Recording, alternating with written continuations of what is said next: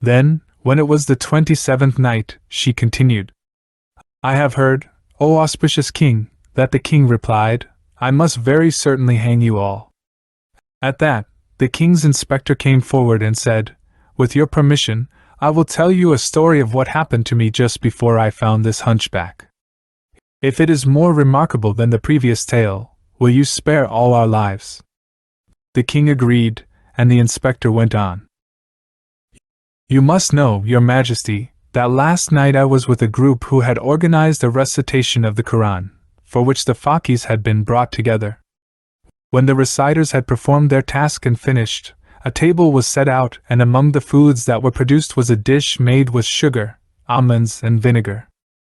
We came forward to eat, but one of our number held back and refused to join in. We urged him, but he swore that he would not eat any of it, and when we pressed him, he said, Don't force me.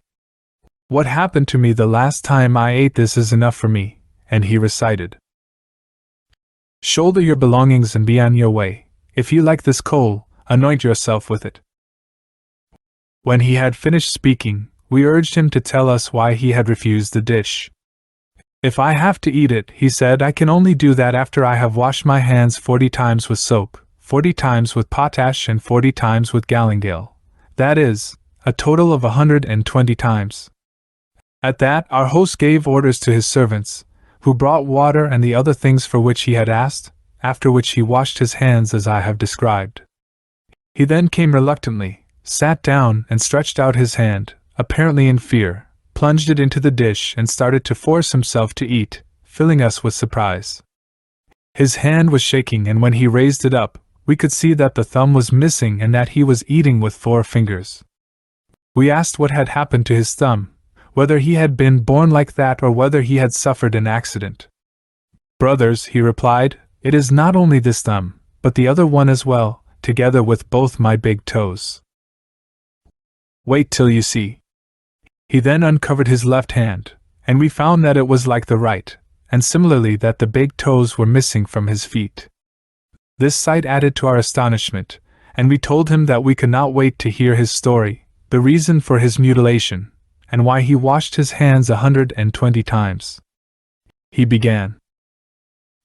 Know that my father was one of the leading merchants of Baghdad in the days of Harun al-Rashid, and he was passionately fond of drinking wine and listening to the lute and other musical instruments. As a result, on his death he had nothing to leave. I arranged for the funeral and had the Quran recited over his grave. After a period of mourning, I opened up his shop, but I found that there was very little there, and that he was in debt. I placated his creditors and persuaded them to wait, after which I started to trade, making them a weekly payment. Things went on like this for a time until I had paid off the debts and had added to my capital. Then one day, as I was sitting there, before I knew what was happening, a girl appeared, wearing jewelry and fine clothes, riding on a mule, with one slave in front of her and another behind. I had never seen anything more lovely.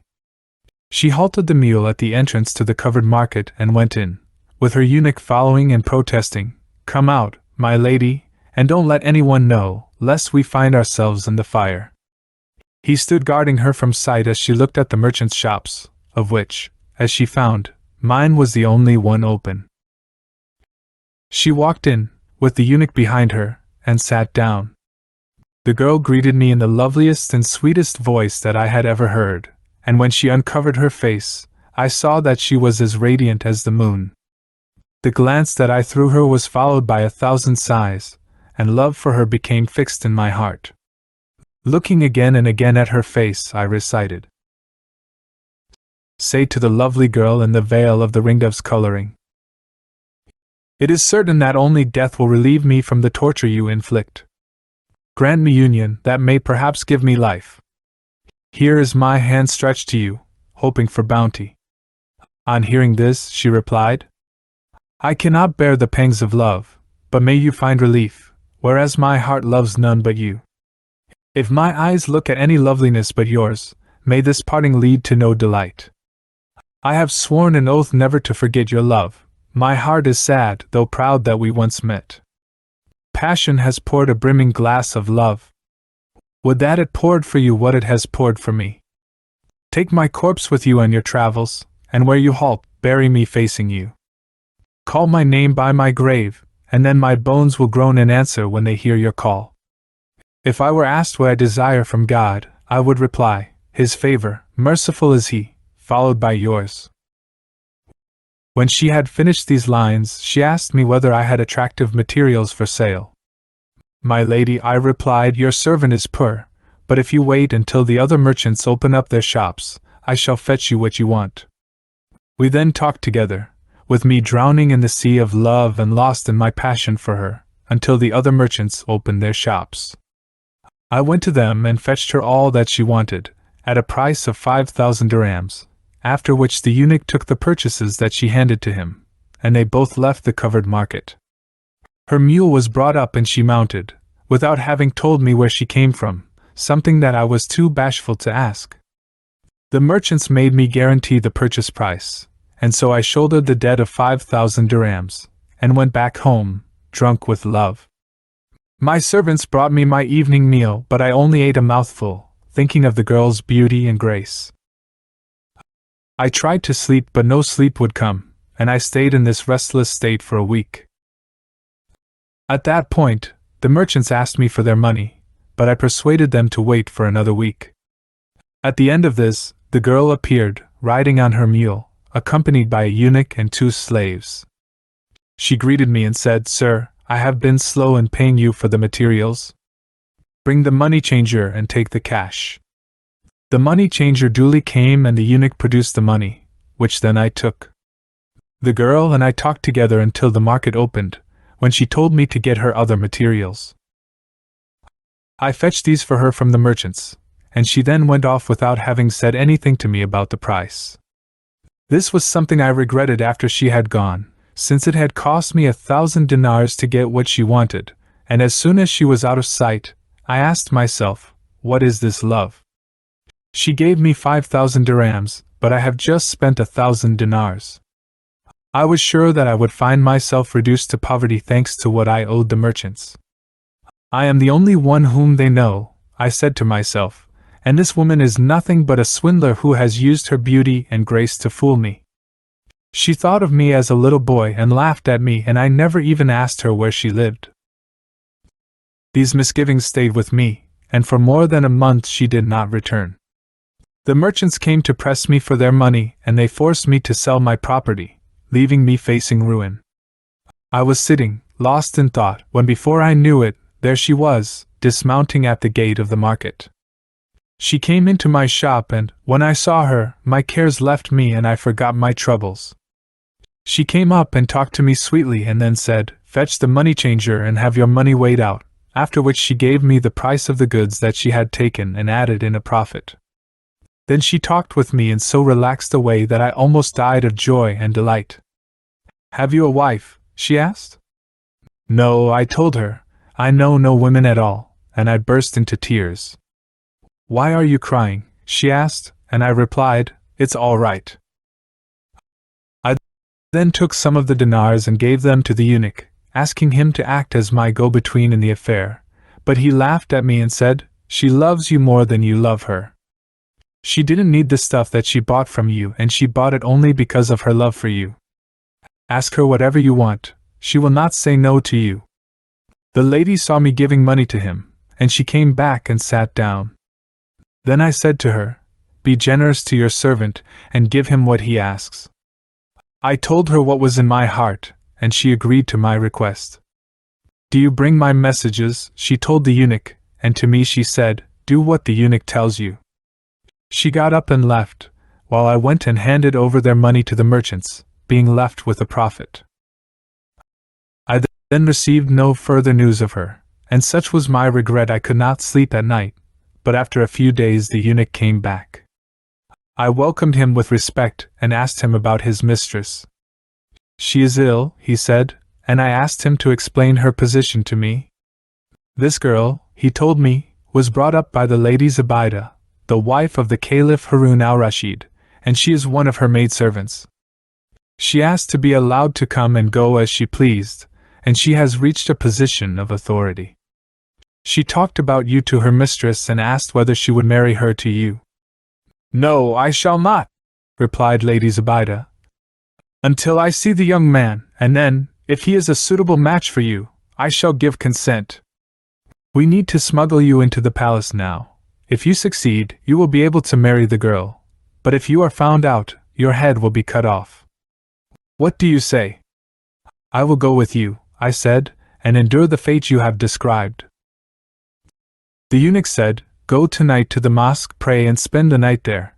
That is the mosque which the Lady Zubaydah built by the Tigris.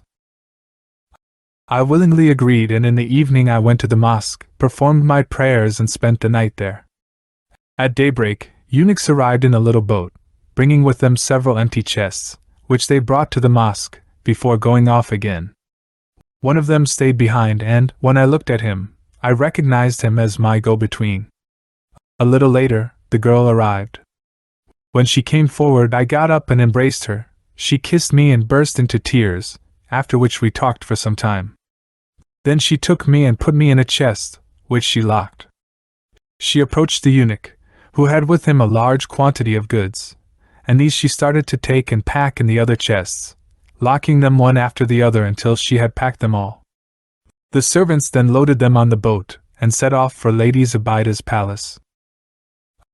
I became anxious, saying to myself that my lust would lead to my death, and wondering whether I would or would not succeed. I started to weep inside the chest and prayed God to deliver me from my plight.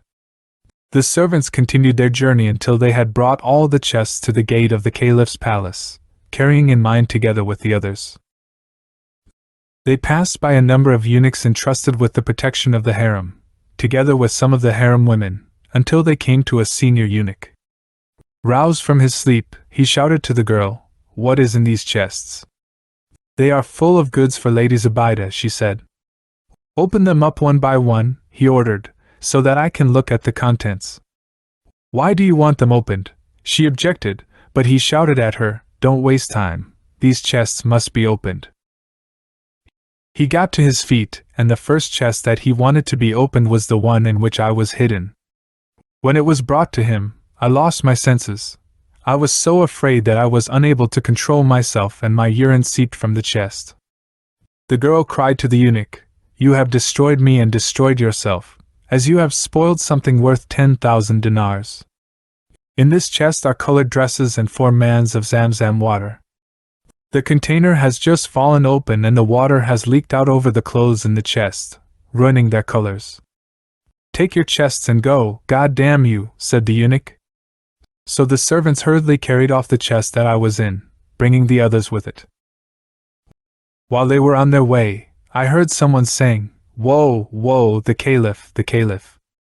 When I heard that, I almost died of fright, exclaiming, There is no might and no power except with God, the Exalted, the Omnipotent, words which never bring shame on those who repeat them. To which I added, This is a disaster that I have brought on myself.